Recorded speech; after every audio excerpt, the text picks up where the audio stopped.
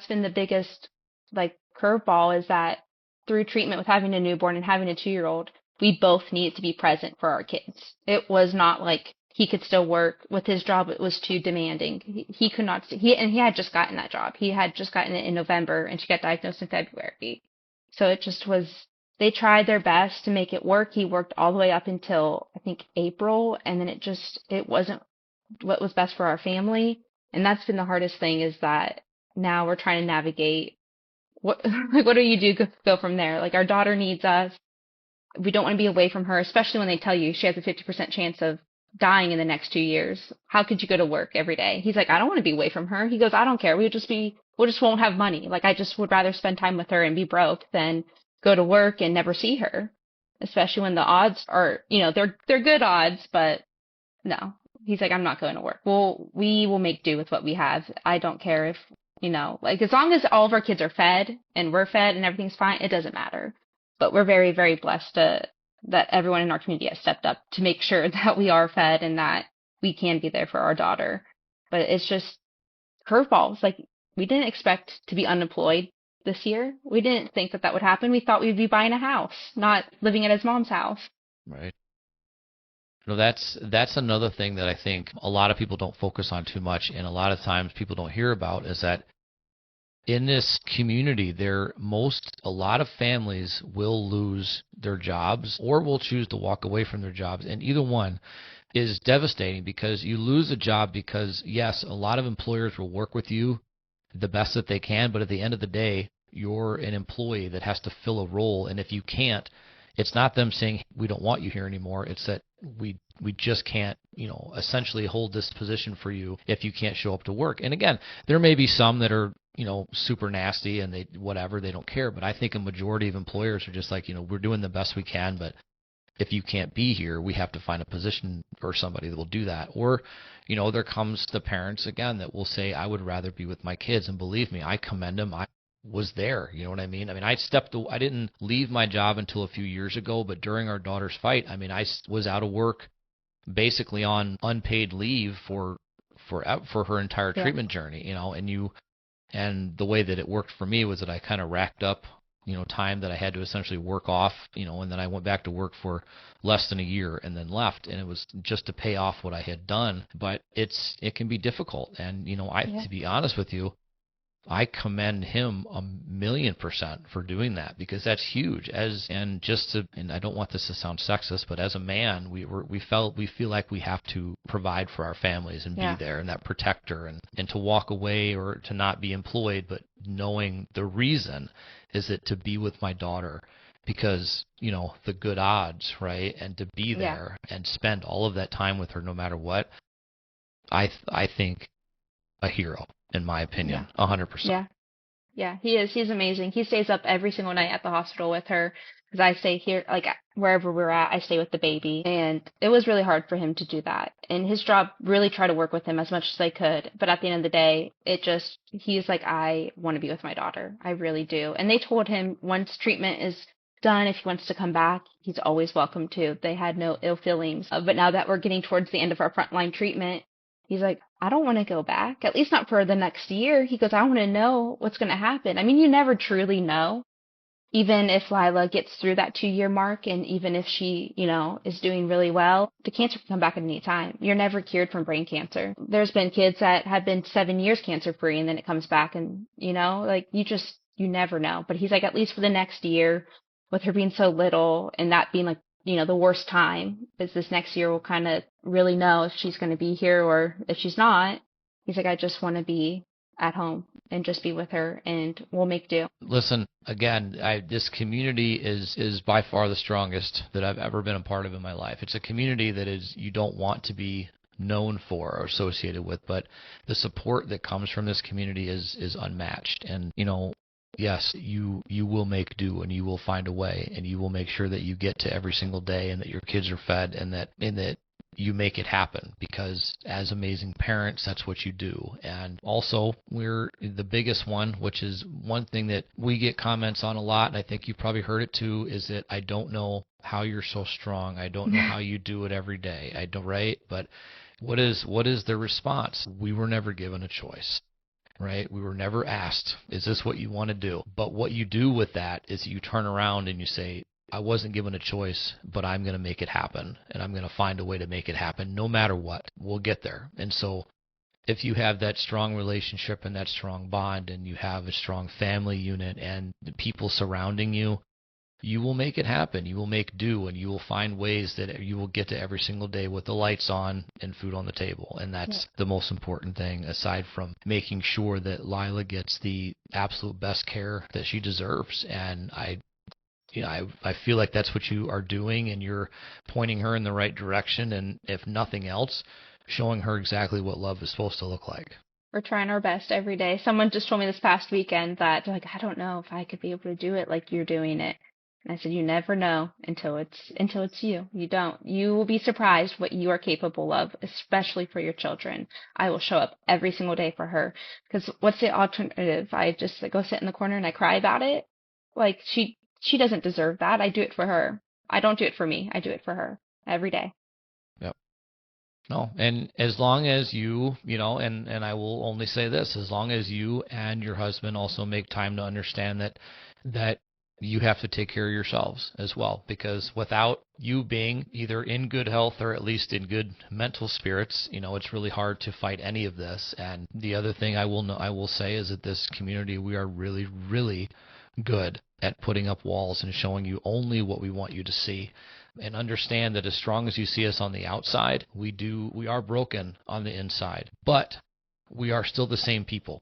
We are still the same people, but we're going through something very difficult and very hard, and we need your support. We need you to be there. And honestly, the best support that you can offer is just being there. That's it. Yes, financial support is amazing, and communities coming together. And listen, we had more casseroles than we knew what to do with, and that's all great, and it really is. And don't stop doing those things. But being there, just being there to be an ear, being there to say, hey, what do you need me to do for you today? Hey, can I come sit with your kids so you and your husband can take a walk around the block or just decompress from it? But also as parents, knowing that it's okay for you to break down. It's okay for you to crack. And, yes, I think we tried very hard not to ever do it in front of our daughter, just to kind of, not scare her or put that fear in her. But sometimes you just need to come together as a family and just let it out, Yeah. Yeah, I think, too, having people be there for you, like you said, just being there. Just be there and let me talk about what I want to talk about. Like I'm going through it. It is my daughter going through it. It's my husband and I. This is our immediate family. Yes, I know that all of our family loves us and they are also going through it in a different way. But let me talk about it. If I want to talk about her chances of dying, let me talk about it, because that's how I cope with it, because I don't know what's going to happen.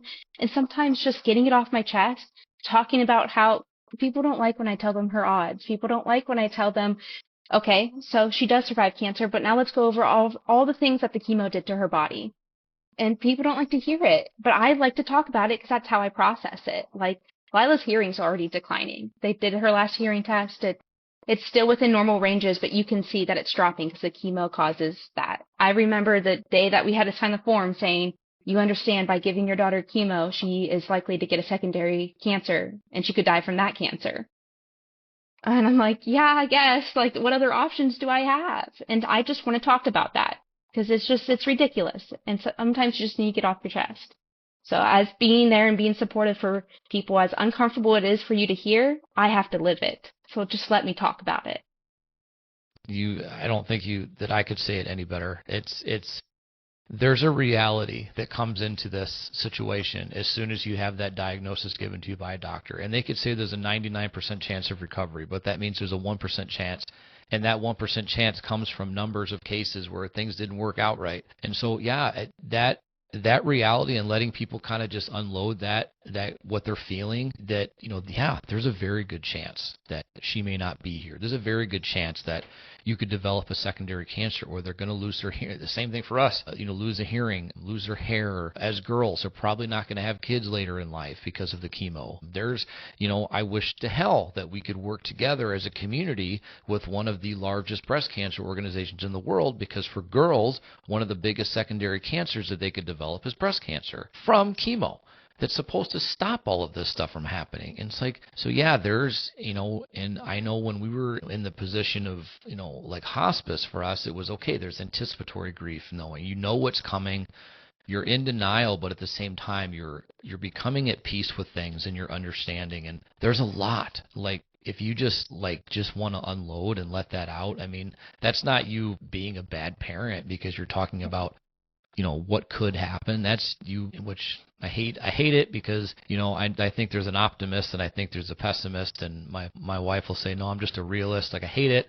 You know what I mean? It's like, yes, there's a reality of it, that there could be a bad outcome. And I think coming to terms with that is healthy, because it makes you understand that what you're fighting, there's definitely a chance. And I don't want to think about it. I don't want to think about it for any other family. I think when I meet new families, I want to think, okay, maybe we have come somewhere in the past 4 or 5 years. We've advanced. We have options. And unfortunately, a lot of the times I'm disappointed, but at the same time, I think there have been advancements. I think we are discovering things that could help. For us, it's a bittersweet thing, but at the same time, tomorrow there could be some groundbreaking discovery that could say, okay, this is why I took that 15% chance and I ran with it, because today there was something that came out. So I think, yes, it is very difficult, and people on the outside that are not part of this, for them to listen to that could be very difficult, but just allowing you to get that off of your chest, and that's therapy. I mean, this is therapy for me. Social media, the podcast, all of that. It's therapy, because then I can just let it out with people that understand what I'm going through, but at the same time, you kind of need to let that out with people that don't, so that they can see that there's a real reality happening on the other side of that commercial that they don't show. And that's the important thing. Yeah. I was going to go back to this, and I was, what type is she having? Okay, so first I'll ask, just because it's pretty common, did she have a port placed so that she could have chemo administered? She has a central line. She has a double lumen central line. Okay. So she has 2 access points.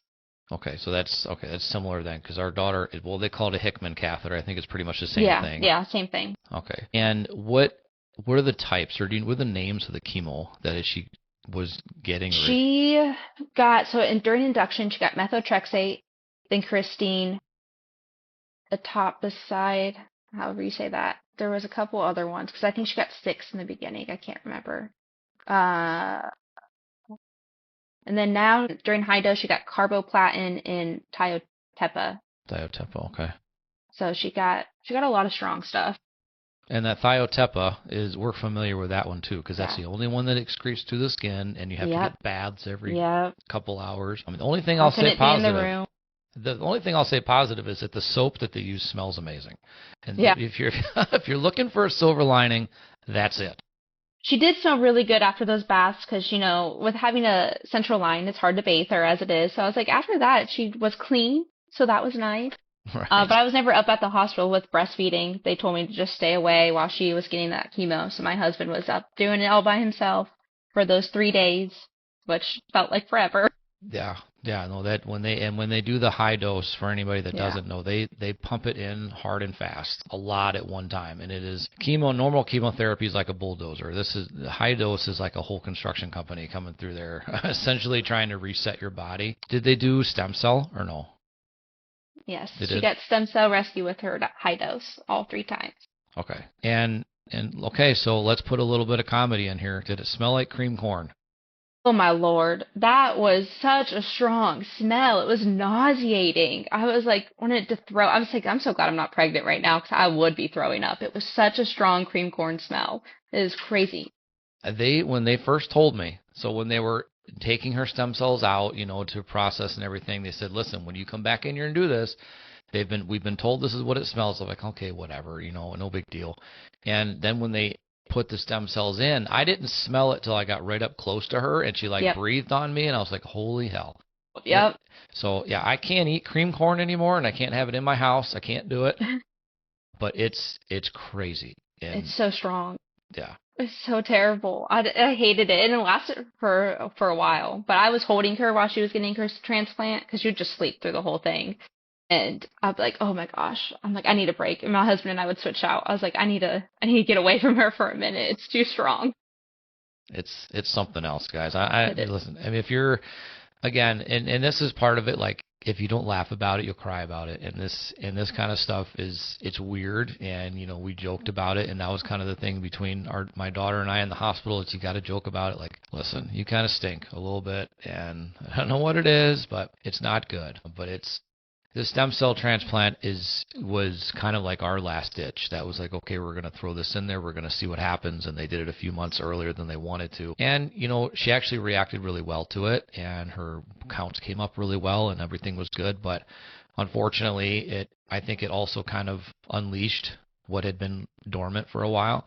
And, obviously for us, it didn't turn out the way we wanted it to, but these treatments, and you said a lot of the same drugs that our daughter went through. I mean, it's all kind of in the same pot, and I really think that a lot of them, they spin the wheel and they say, okay, we're going to try this one, we're going to try this one, and we're going to give it a shot. And our daughter had etoposide, she had ifosfamide gave her a horrible reaction that we had to take her off of.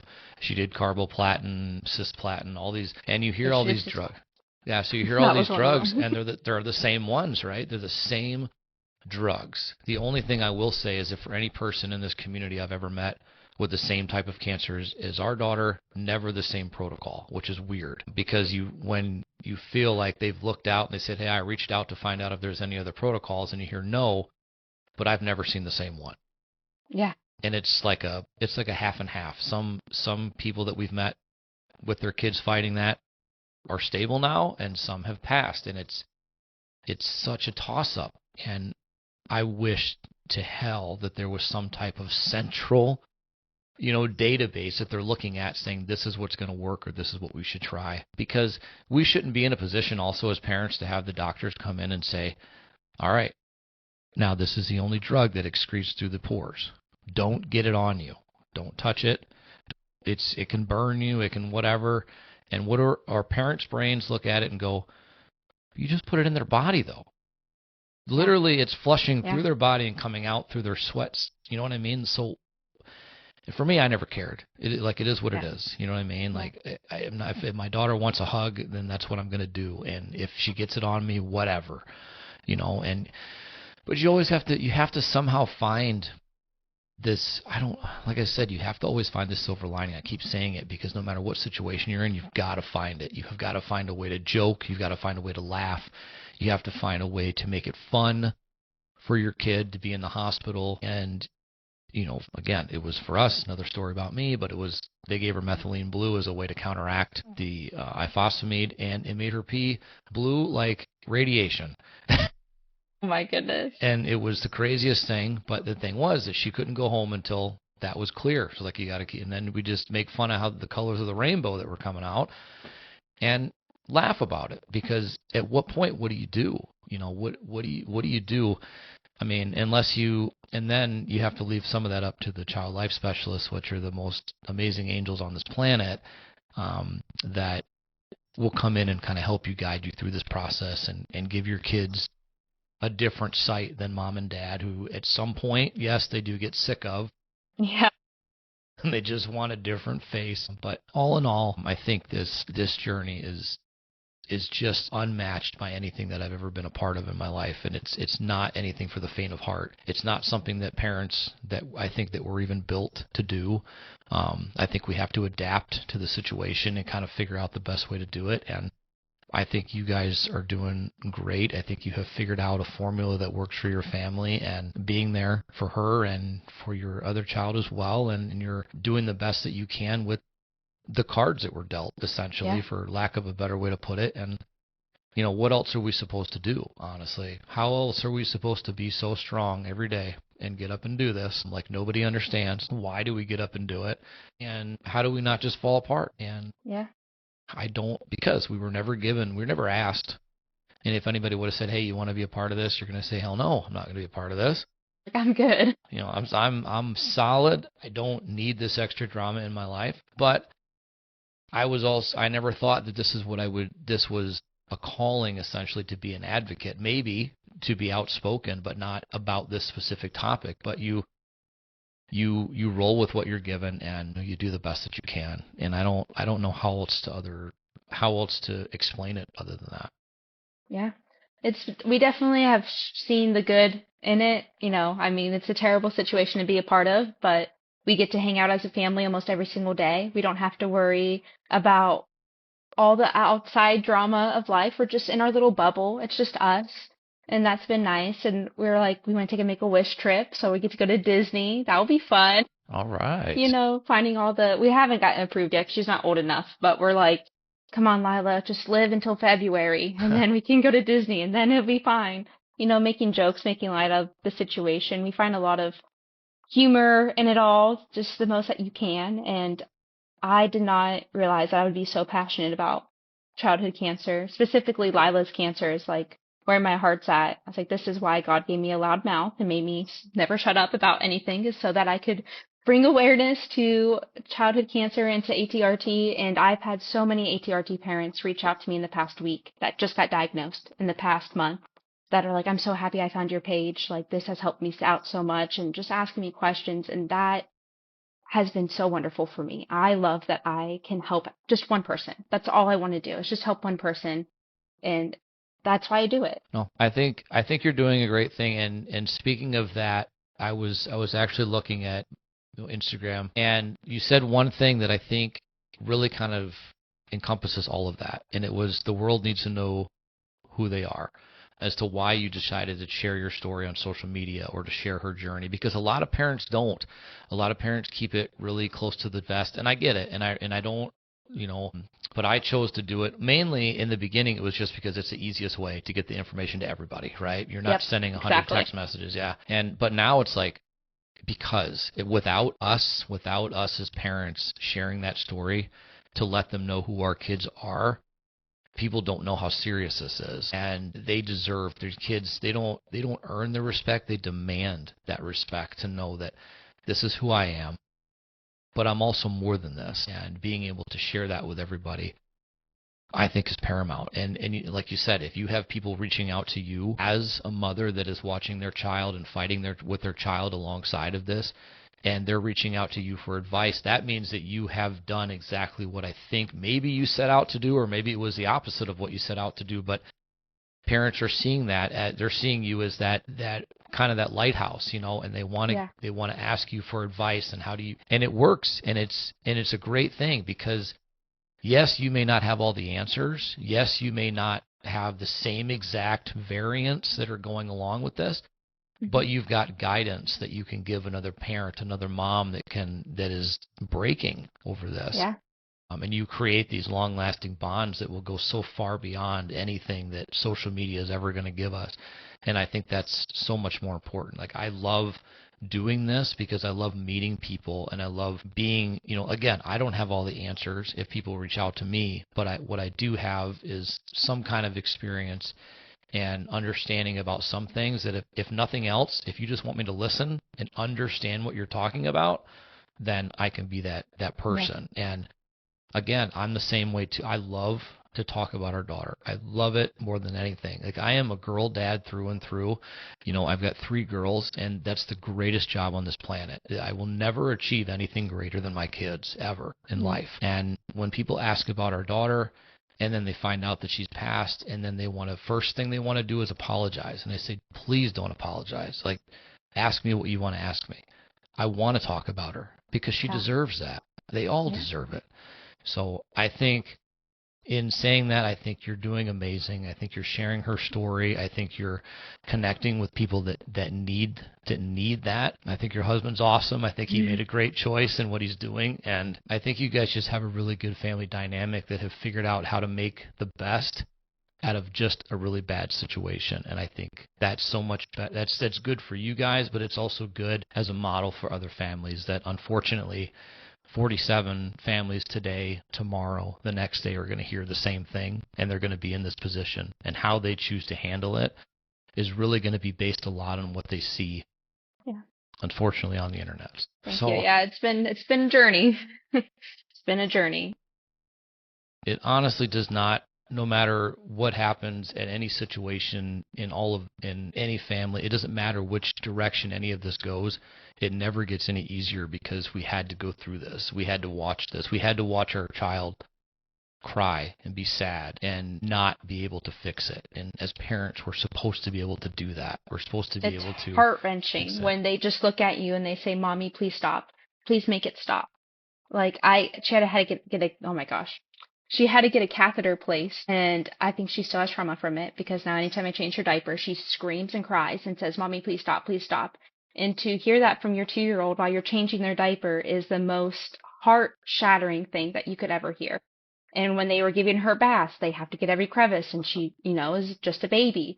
And anytime they would wash her, she would just start bawling and screaming. I wasn't there. This is what my husband told me. And like lifting and trying to like cross her legs and not like let them get to her and saying, "No, mommy, please, mommy, mommy, help me, mommy, save me, mommy." And that is just, there's so much trauma. Even on the other side of it, when she's done with this, I will carry that with me every single day, that she felt violated. She was violated, but that was what had to be done. And how are you supposed to tell her that no one's supposed to touch you down there, but these doctors are going to right now? They're going to shove a tube up in your urethra because that is the best thing for you right now. And how are you supposed to navigate that as a parent, things that these children should never experience, and they're too little to fully understand why. Why is it happening to them? They don't know. So it's just, even if you see a family going through a cancer diagnosis and you think they have the good cancer, they have the good odds, they are going through some of the toughest days that they will ever have to go through. It doesn't matter what the odds are. It is heart shattering no matter what. Yeah. No, you're 100% right. And, I think everybody in this community at some point has had those exact experiences. For us, when our daughter was diagnosed, it was 2020. So 2020, 2021, it was COVID times.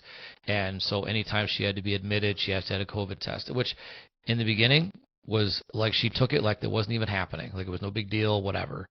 We went to the hospital one time for her to end up having a shunt placed, and they came in, and essentially 3 nurses held her down and jammed this thing so far up her nose that I thought that it was going to come through the top of her head, and I've never seen fear in her eyes like I did at that moment.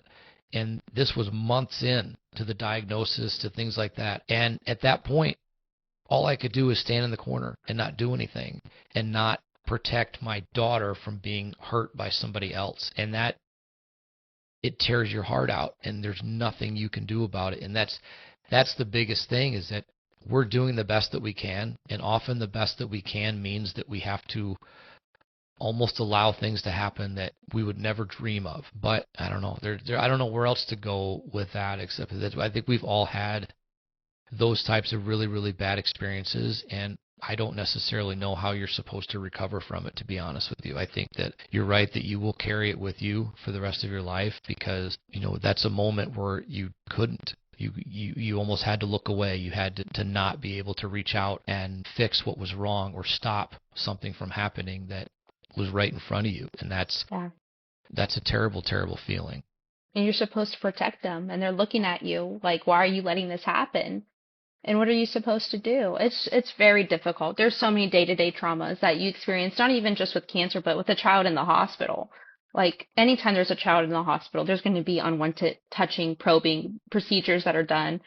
And it's just, even the blood pressure. She screams more for her blood pressure cuff than anything in the world. And I know it's not hurting her, but it is hurting her. It's hurting her morale. It's hurting her person. Like, she doesn't want it done, but she has to have it done. And it's just, it's hard. It's hard to navigate as a parent. And I just think that as a community, we can all have sympathy for anyone going through a diagnosis, no matter what that diagnosis may be, whether it's good odds, bad odds. It doesn't matter. It's your child and you're not able to protect them. It's the worst feeling in the world.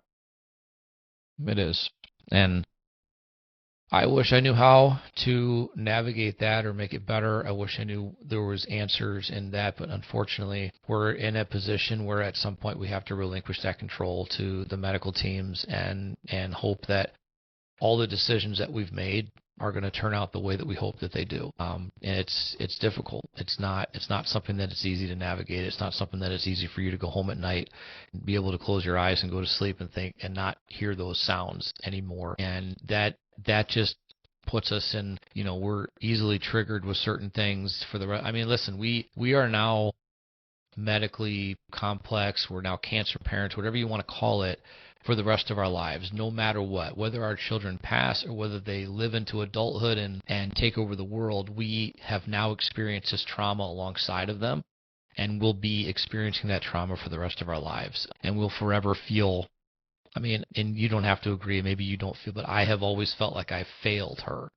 I failed not being able to stop this. I failed not being able to maybe take her to the best doctor in the world. Maybe there was some out there that I didn't know about. I failed. And I will always feel like a failure as a father because I couldn't stop it. I couldn't protect her.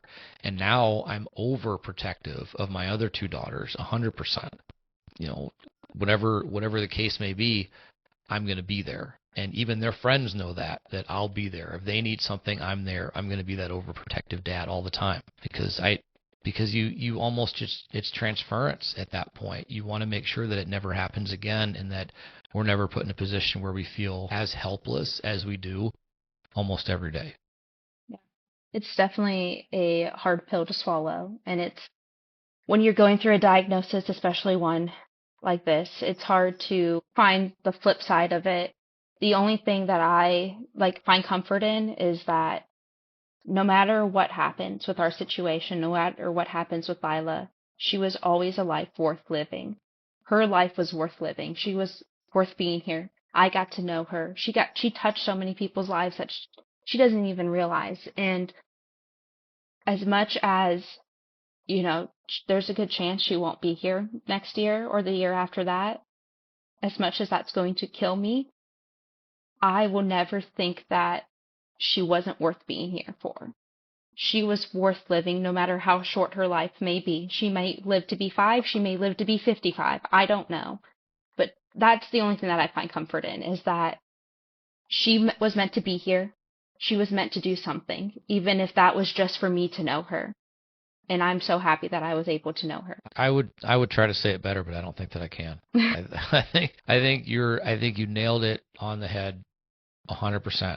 And what you're doing for her and what parents do for their kids right now is, yes, their lives are, their names are meant to be in lights 100%. These kids are going through the worst times of their lives, and like I said, they, most of the time, yeah, they will do it with a smile on their face. They will, yes, there are happy times when they're in the hospital because they're just kids and they just want to be kids and they just want to run around and they want to, but they deserve to have everything that they're given right now times 10. And it's incredible to watch how strong and how amazing they can be at such a young age and how much they truly do understand about what is going on. And the best thing that we can do as parents is to ensure that no matter how their legacies start and end, is that they continue for the rest of our lives and beyond. And what you have done, who Lila has touched, who you haven't even experienced the realm of how far that goes, and it will continue.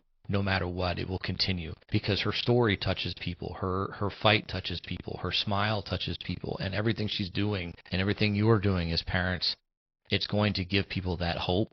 And hope is such a strong word in this community because it often is what we have to go on every day, is that hope, and sometimes the only thing. And if you can have that and you can give that to other people, then I don't know that there's any other greater gift that you can pass on, is that hope. I am truly honored to have been able to find your story and to find your family and be able to speak to you and hear more about everything you're doing. And like I said, I mean, maybe you hear it all the time, but I'm going to tell you anyway, I think you guys are doing great. I think you're doing everything you're supposed to be doing right now. And I think that you should be very proud of what you've been able to do out in the open, letting people see what this fight is about, but being vulnerable at the same time, because I think that really makes it easier for other parents to say, I need to reach out. I need to speak to somebody and have somebody understand me.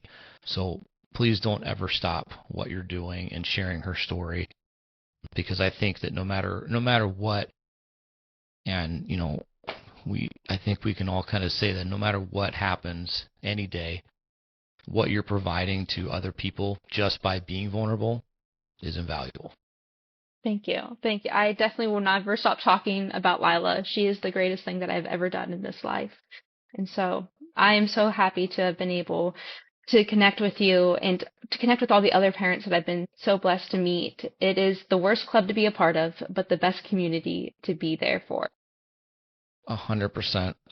I've never met stronger people in my life, and I mean that. I don't mean just the cliche of I can't believe you're so strong and just be strong and all that. No, I have never met stronger people in my life, and had the honor to meet people in person, whether it's at events or whether it's in DC when we do that. When I meet people in person, it's incredible, because you're literally meeting people that understand you, and not the generalized, I understand what you're going through. No, you don't, because most people Right. don't, which is good, right? Okay, Right. it's good that people don't understand what we're going through, but it's just easy to say. I understand what you're going through. I might, this, that, and the other. But nonetheless, I think that we covered a lot, and I think we really kind of touched on a lot of things, and it was really awesome to be able to meet you today. What I will do is this. At the end of every episode, I always ask my guests to give their best advice to other families that are going through this, the families that will be diagnosed tomorrow, the families that, that are currently looking for that outlet. What is your best advice to any of them? This is probably advice that everyone has heard a million times, but it truly is the best advice given during a diagnosis. Don't worry about the next day. Don't worry about next year. Don't worry about next week. Don't worry about tomorrow. Take it. Some days you're living moment by moment. Truly live in that moment. Soak up all the good moments, because there's going to be a lot of bad ones. And when you have a good moment and you can sit there and you can realize that it is a good moment, you can hold on to that memory for when the 50,000 bad ones happen. So that's my biggest advice is don't focus on what are we going to be doing next year, because you don't know. You don't know what you're going to be doing tomorrow. Focus on that day and just wake up and make it a good day. And that's all you can do. Excellent. I think that's perfect. I think it's amazing, because we are always worried, right, about tomorrow, and the fact is that we can't change tomorrow. We can only change the day we're in right now. So I appreciate, honestly, spending the day with me and speaking to me and sharing this. I think it's going to be incredibly helpful and eye-opening to so many people. And now you just have a whole nother crowd of people that are rooting for you and thinking about Lila and hoping that everything turns out great and that you get the news that you want. And you know what? No matter what the news is, you have a community here that is by your side and that is always here for you. So thank you again for sharing your story today and sharing Lila's story. Thank you so much for having me. It's been a pleasure. Excellent. So thank you so much again, and we will see everybody else next week.